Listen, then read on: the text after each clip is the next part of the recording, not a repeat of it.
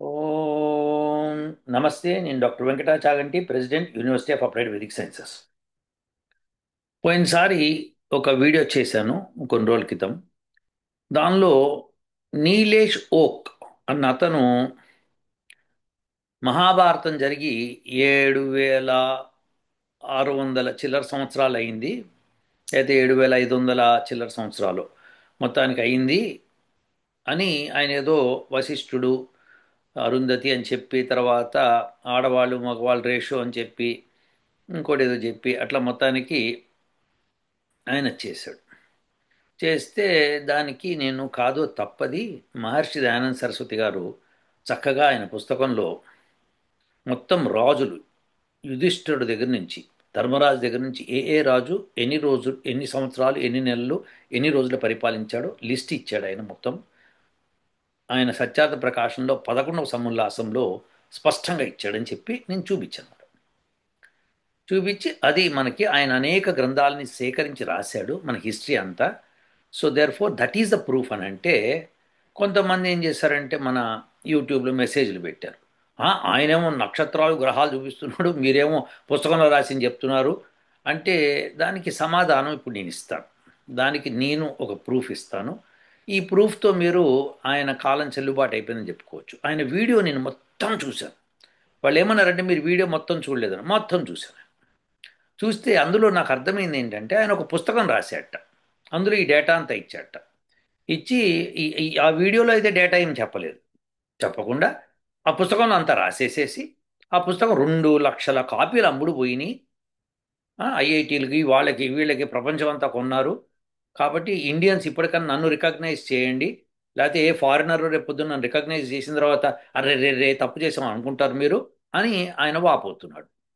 ఆయన తన యొక్క పేరు ప్రతిష్టల కోసమే ఆ పుస్తకం రాశాడు తప్పితే, ఏదో ఒక వెరైటీగా చేస్తే బాగుంటుందని చేశాడు. కానీ తప్పు చేశాడని ఆ రోజే చెప్పాను. ఈ రోజు నేను నిర్దాక్షిణ్యంగా ప్రూవ్ చేసేస్తుందని.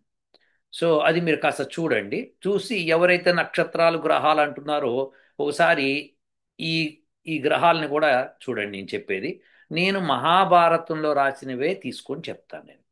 ఎందుకంటే మహాభారతం గురించి మహాభారతమే చెప్పాలి, వేరేది ఎట్లా చెప్తుంది? వేరే వాళ్ళు ఎవరన్నా భాగవతంలో ఉందా అంటే అవి కూడా తీసుకోవచ్చు మీరు. కానీ ఫస్ట్ మహాభారతంలో తీద్దాం. తీసి ఆ తర్వాత భాగవతంలో ఏం రాశాడు, అగ్ని పురాణంలో ఏం రాశాడు, తర్వాత బ్రహ్మాండ పురాణంలో ఏం రాశాడు, అవన్నీ తర్వాత చూసుకుందాం. ఇక్కడ మనం మహాభారతం తీసుకొని మాట్లాడదాం. అసలు ఫస్ట్ ఒక క్వశ్చనేర్, ఒక అతను నాకు క్వశ్చనేర్ పంపించాడు. 3 క్వశ్చన్స్ పంపించాడు. పంపించి ఆ క్వశ్చన్స్కి ఆన్సర్ చెప్పమన్నాడు.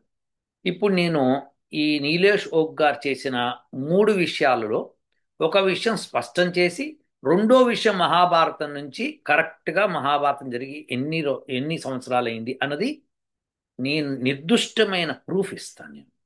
ఓకే. మీరు గ్రహాలు అంటున్నారు కూడా గ్రహాల గురించే, నక్షత్రాలు అంటున్నారు నక్షత్రాల గురించే చెప్తాను. మళ్ళీ ఇంకొక వీడియో చేస్తాను, దానిలో ఇంకొక పార్ట్ వెళ్తూనే ఉంటుంది. ఎందుకంటే ప్రూఫ్స్ అనేది అథెంటిక్గా ఉండాలన్నమాట. సో అథెంటిసిటీని నేను చూపిస్తాను ఇప్పుడు. ఓకే.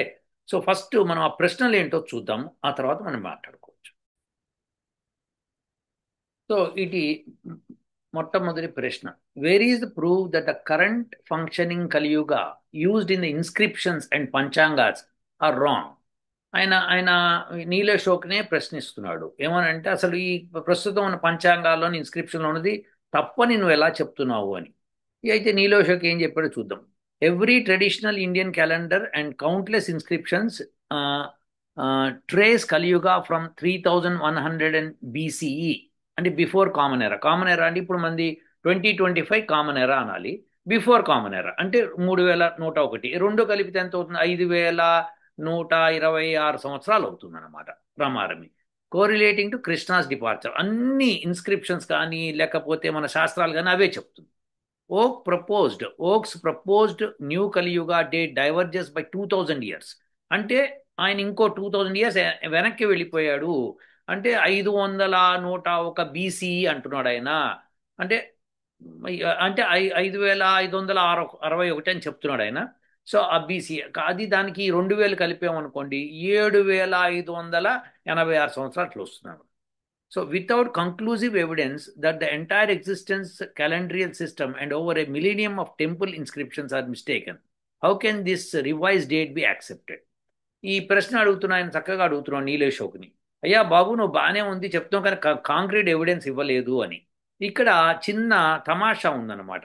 ఆ తమాషా ఏంటంటే నీలేషోక్ కాంక్రీట్ ఎవిడెన్స్ ఆ వీడియోలో ఇవ్వలేదు.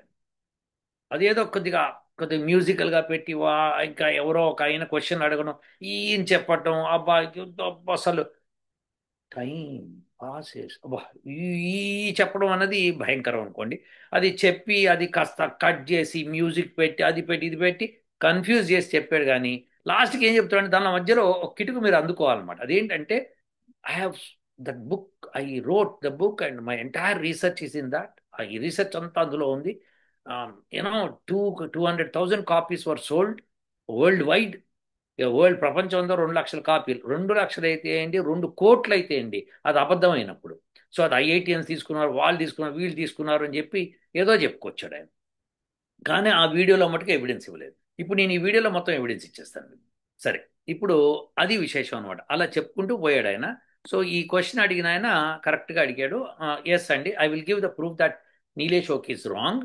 So it's not 7,000 but 5,000 change. Okay, let's go to the second question. Second question, where is the proof that currently simulated Arundhati Vasistha alignment is valid for 7,000 years ago? Even there is a proof for the angle of sighting having changed thrice in the past 4,000 years. అంటే వశిష్ఠుడు అరుంధతి గురించి చెప్పుకుంటూ వచ్చాడు ఆయన. అదేంటో చెప్తాను. అది మనకి మహాభారతంలో కూడా ఉంది. అయితే అది ఏముంది, ఈయన ఏం చెప్తున్నాడు, ఈ రెండు వేరు వేరు. అయితే ఈయన ఏం చెప్తున్నాడు, ఈయన అరుంధతి వస్తే alignment is valid for 7,000 years ago అని ఏదో చెప్పుకొచ్చాడు.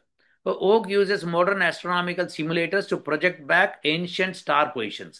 But archaeological studies suggest that Earth's axis and thus the polar star position shifted multiple times over millennia. These shifts would significantly alter how constellations appeared in the antiquity. How can Oak assert the reliability of his simulations without accounting for these axial shifts and guarantee current simulations accurately reflect sky positions from the Mahabharata era? ఈయన question అడిగిన చాలా బాగా అడిగాడు, చక్కగా వండర్ఫుల్గా. ఇతను నా స్టూడెంటే. ఏం చక్కగా అడిగాడు. ఏమడిగాడు, అసలు ఈ ఈ యొక్క యాక్సిస్, అర్త్ యాక్సిస్ షిఫ్ట్ అయిపోతూ పోయింది టువర్డ్స్ ది పొలార్ స్టార్కి. సో అలాంటప్పుడు నువ్వు ఈ షిఫ్టింగ్ 7,000 yearsగా ఇదన్నీ అథెంటిసిటీ లేదు అన్నట్టుగా చెప్పుకొస్తున్నాడు. అసలు అరుంధతి వశిష్ఠ సంగతి నేను మాట్లాడతాను, అది నెక్స్ట్ వీడియోలో మాట్లాడతాను. ప్రొఫౌండ్గా మాట్లాడాలి దాని గురించి, నేను అది మాట్లాడతాను. సో ప్రస్తుతం అయితే అది పక్కన పెడదాం. పెట్టి ఇప్పుడు ప్రస్తుతం ఏంటంటే అది ఆయన అంతా రాద్ధాంతం చేసింది పక్కన పెడదాం. ఇప్పుడు మూడో ప్రశ్నకి వెళ్దాం. వెళ్ళి అప్పుడు అసలు విషయం కనుక్కుందాం. ఈ మూడో ప్రశ్న ఏమంటుంది, can he explain the peak in female to male gene variation around the 6th millennium BCE, which shows up to 5:1 ratio on the relative scale in worldwide idea. Actually 16:1 అని చెప్పుకుంటూ మళ్ళీ 5:1 రిలేటివ్ అని చెప్పాడు ఆయన. And how does the align with the 5,561 BCE or 7,586 years ago dating of Mahabharata war? ఆయన ఏం చెప్పాడంటే, నీలేషోకు ఒక రీసెర్చ్ పడింది. ఆ రీసెర్చ్లోనేమో 7,000 years back female to male ratio ఈ 5:1 అయింది అండ్ రిలేటివ్ స్కేల్లో. సో ఆ డేటా వాళ్ళు ప్రూవ్ చేశారు. జీన్ డేటా బట్టి, డిఎన్ఏ బట్టి ఏదేదో చెప్పుకొచ్చి అది ప్రూవ్ చేశారు. అలానే ఇప్పుడు నేను అరుంధతి వశిష్ఠుల గురించి మాట్లాడినప్పుడు మహాభారతంలో ఇచ్చిన కొటేషన్ ప్రకారం అది కూడా 7,000 years బ్యాక్ జరిగింది. కాబట్టి ఈ రెండు కోరిలేట్ చేసుకున్నప్పుడు మనకి 7,000 years is the correct answer for Mahabharata war అన్నాడు. అని మూడో పాయింట్ ఏం చెప్పాడంటే, ఇంకో పాయింట్ చెప్పాడు. అదేంటి, సముద్రాలన్నీ పొంగిని, ఆ విషయం కూడా 7,000 years బ్యాకే జరిగిందని ప్రూవ్ చేస్తున్నారు. సో ఈ మూడు concrete evidences that Mahabharata 7,000 years ఇది అని చెప్పి, ఓకే, ఇది అని చెప్పి. సో ఆ మూడిటికి సమాధానం మనం ఇవ్వాలి. సో ఇప్పుడు నేను ఇచ్చే సమాధానము ఫస్ట్ ఫీమేల్ మేల్ రేషియోకి నేను ఇస్తాను. దాంతోపాటు నేను ఇంకో కాంక్రీట్ ఎవిడెన్స్ ఇస్తాను. ఎంత కాంక్రీట్ అంటే మీరు దాన్ని ఇంకా మీరు తీసి పక్కన పెట్టలేరు. అటువంటి కాంక్రీట్ ఎవిడెన్స్ మహాభారత 5,000 సంవత్సరాల కింద జరిగింది అని నేను ఇప్పుడు ఇవ్వబోతున్నాను. ఓకే, మరి వశిష్ఠ అరుంధతి అది కూడా ఇస్తాను నెక్స్ట్ వీడియోలో. ఎందుకంటే ఎక్కువగా చెప్పాలి సరంజామా అంటే ఎక్కువ డేటాని మనం ప్రిసిపిటేట్ చేయాలి, బయటకు చూపించాలి. అది మీకు అర్థమయ్యేటట్టుగా చేయాలి. నాకు అర్థమైతే లాభమే ఉంది. నీ ఫిజిసిస్ట్ కాబట్టి నాకు ఈజీగా అర్థమవుతాయి. కానీ మీకు కూడా అది అర్థం అవ్వాలి అంటే అర్థమయ్యే విధంగా దాన్ని నిరూపించాలన్నమాట. అది టైం తీసుకుంది. ఇంకొకటి సముద్రాలు పొంగిని, అది కూడా మహాభారతంలో ఇచ్చాడు, అది కూడా నేను చూపిస్తాను. ఫస్ట్ నేను ఇచ్చే కాంక్రీట్ ఎవిడెన్స్ 5000 ఇయర్స్ కింద జరిగిందని తెలిసిన తర్వాత ఇంకా మీరు ఇంకా నిశ్చిత అయిపోతారు. So let's do one by one. ఈ ఫీమేల్ టు మేల్ రేషియో, ఈ female to male ratio 5:1 7,000 years back అయిందని చెప్పాడు. కానీ నేను మహాభారతంలో భీష్మ పర్వంలో, అంటే భీష్మ పర్వం అంటే ఆరు ఆరు దానిలో మూడవ సెక్షన్లో 7వ శ్లోకం తీసుకోండి. ఇక్కడ చూడండి. స్త్రియ కాశ్చిత్ ప్రజాయతే కాశ్చిత్ ప్రజాయంతే చతస్రః పంచకన్యకా. అంటే ఆడవాళ్ళకి ఆ టైంలో ఇది, ఇప్పుడు ఇది ఈ కంటెక్స్ట్ ఏంటో చెప్తాను.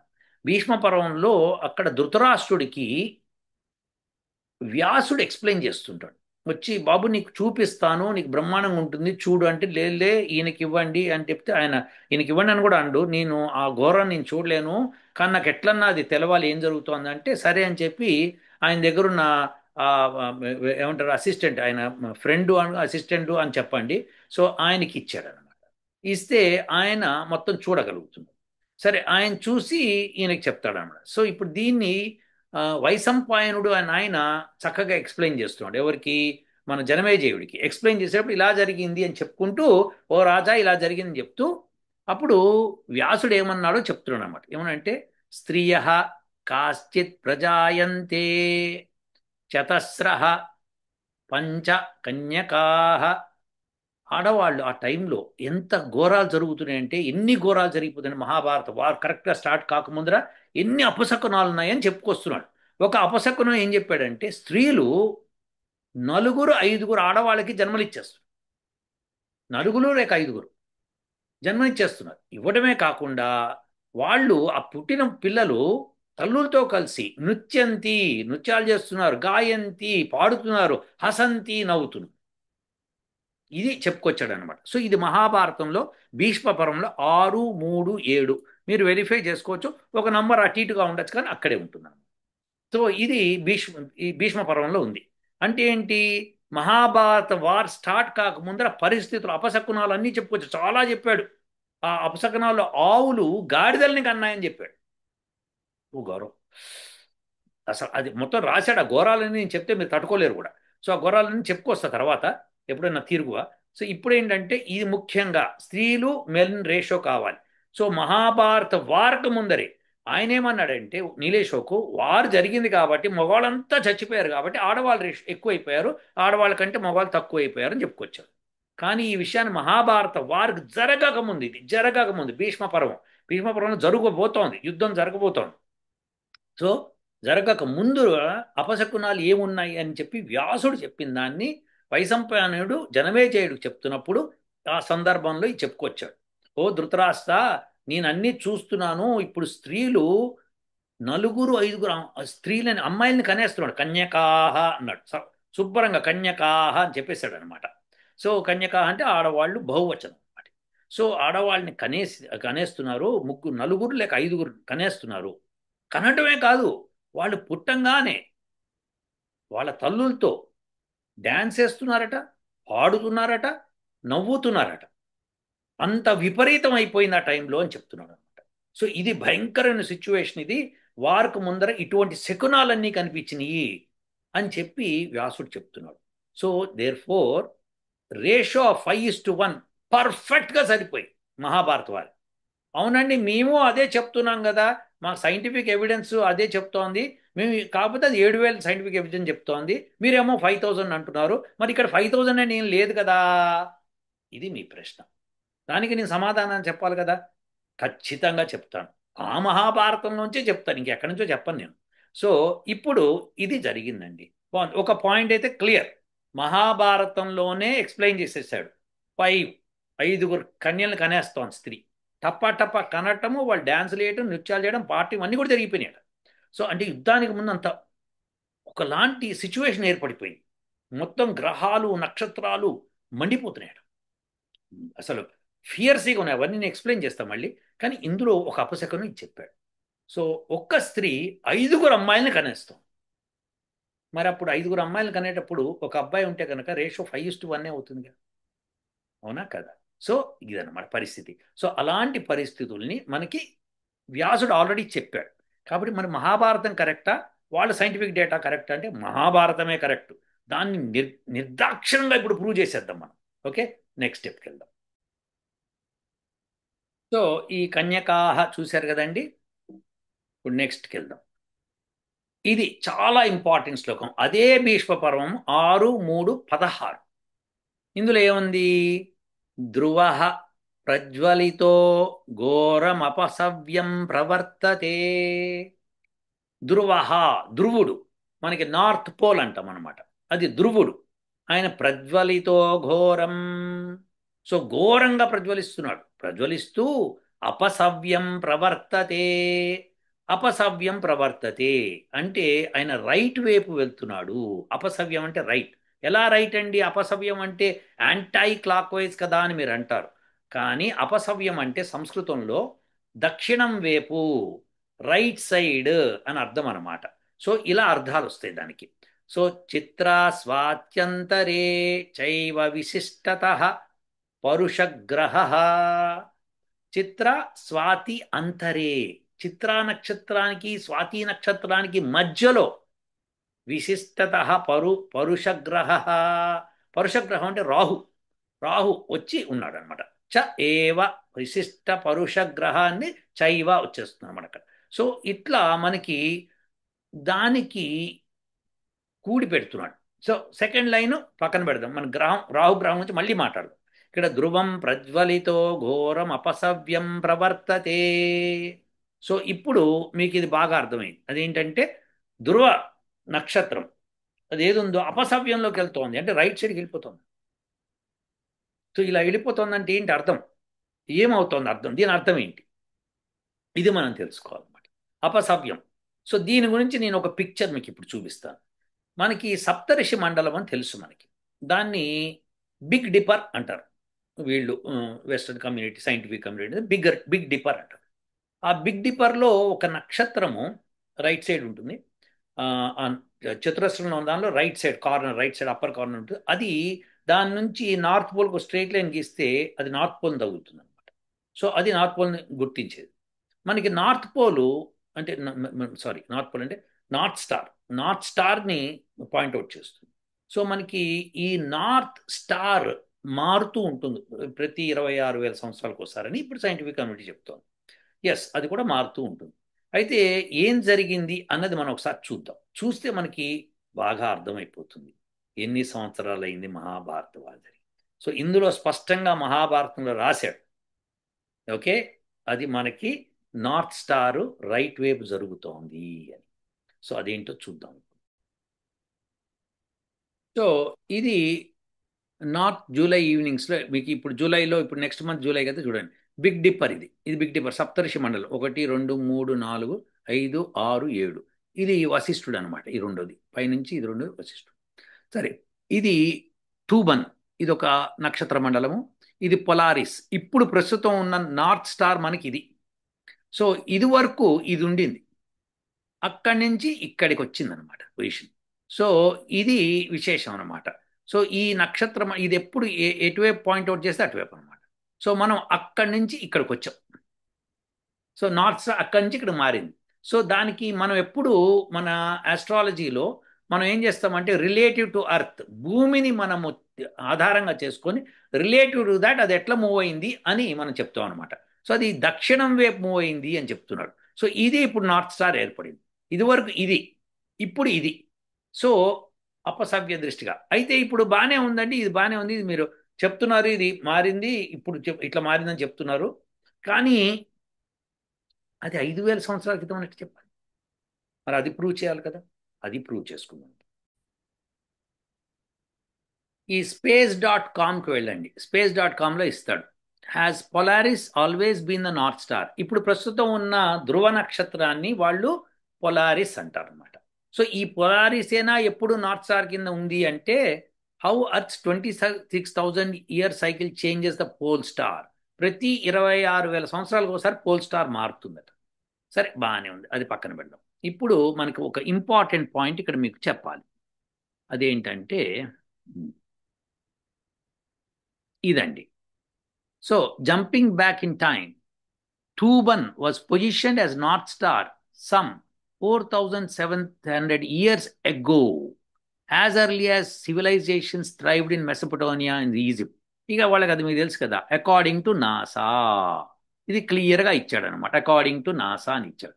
ఏది jumping back in time, Thuban was position as the north star some 4,700 years ago.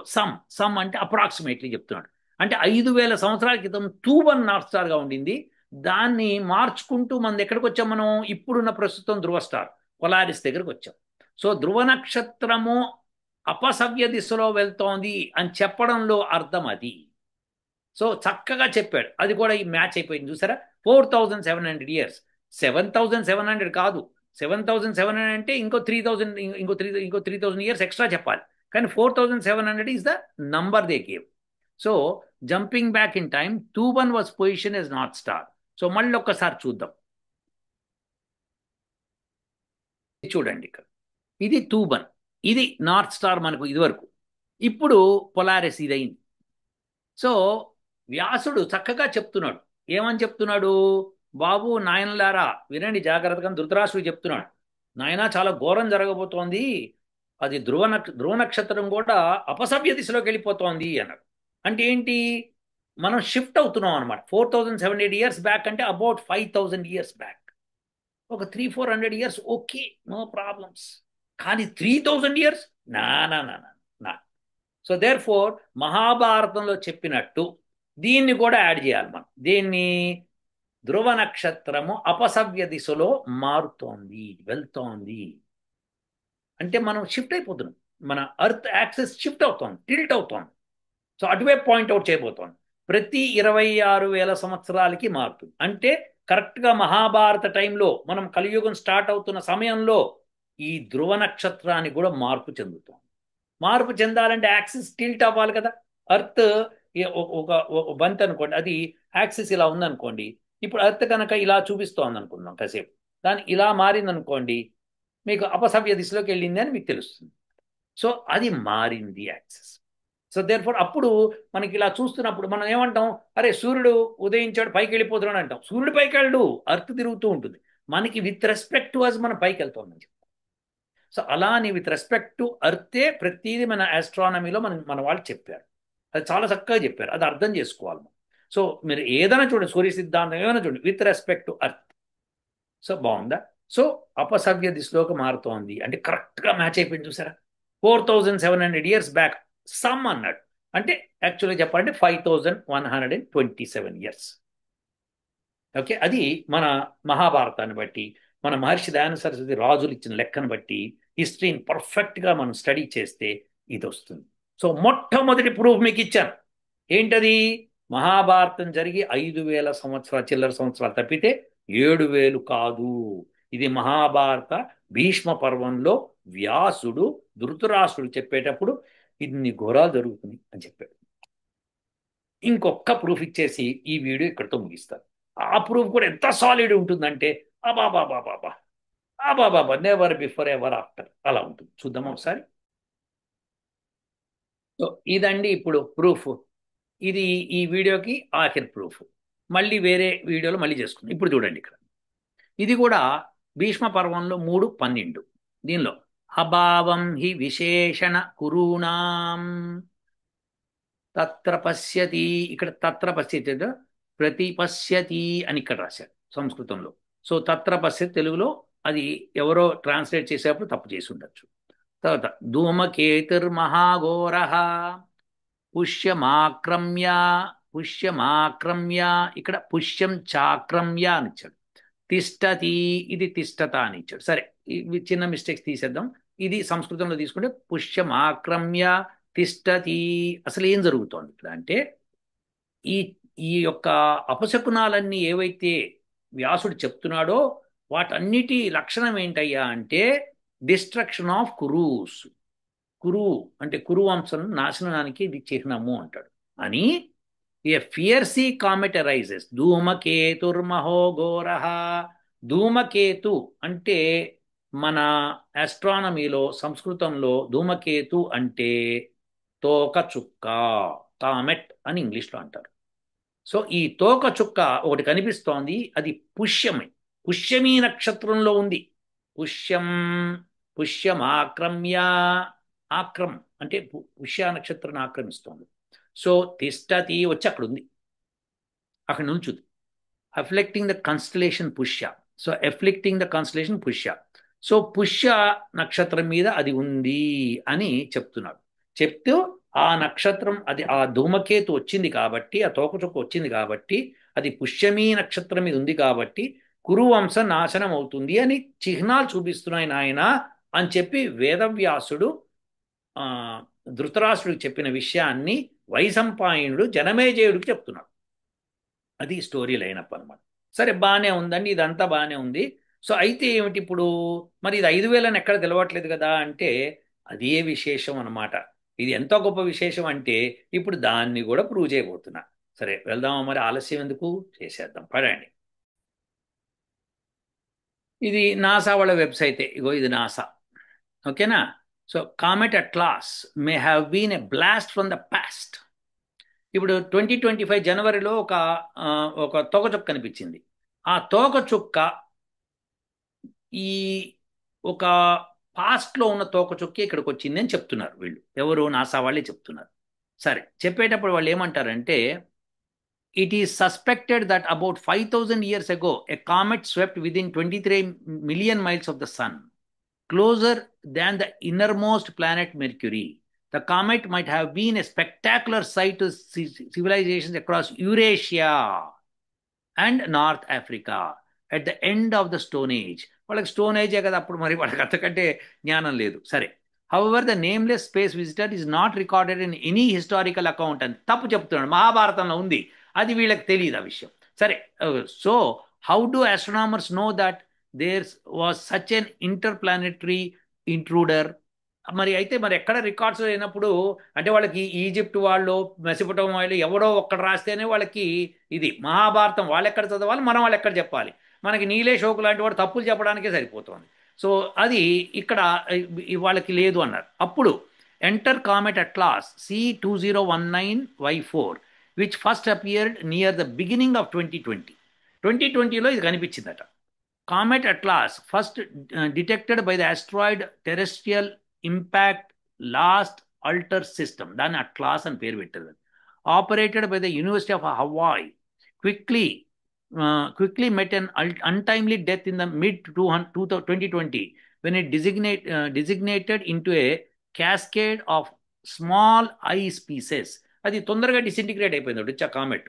సరే బాగుంది. అయితే ఏమైంది, a new study using observations from NASA Hubble Space Telescope, astronomer Kwanzi, Kwanzi A of the University of Maryland in College Park reports that Atlas is broken piece of that ancient visitor from 5,000 years ago. Paper publish అయిపోయింది. So 5,000 years ago ఏదైతే comet వచ్చిందో దాని పీసే 2020లో వచ్చింది. Why question mark. Because Atlas follows the same orbital railroad track as that of the comet seen in 1844. This means the two comets are probably siblings from a parent comet that broke apart many centuries earlier. The link between the two comets was first noted by amateur astronomer Mike Mayer. So ఇది విశేషం.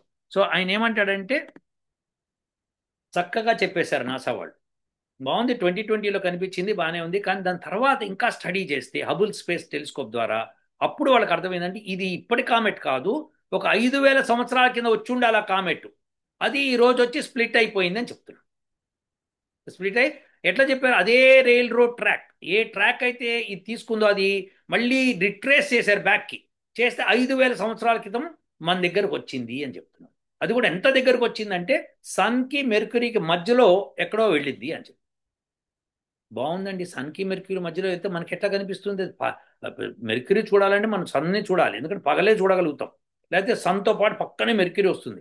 Yes, తెల్లవారుజామున మెర్క్యూరీకి సన్కి మధ్యలో gap ఉంటుంది, ఆ గ్యాప్లో కనిపించేస్తుంది.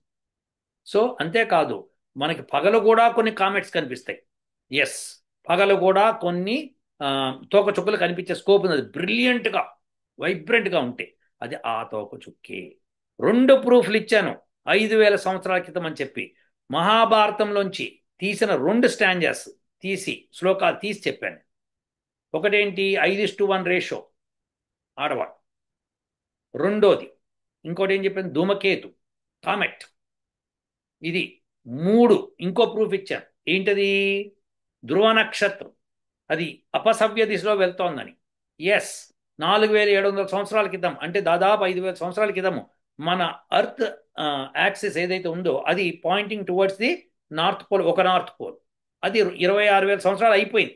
వెంటనే shift అవ్వడం మొదలు పెట్టాలి టువర్డ్స్ దిస్ నార్త్ పోల్. ఆ షిఫ్టింగ్ పీరియడ్లోనే ఇది జరిగింది, కలియుగం స్టార్ట్ అయింది. అదే వ్యాసుడు కూడా చెప్పాడు.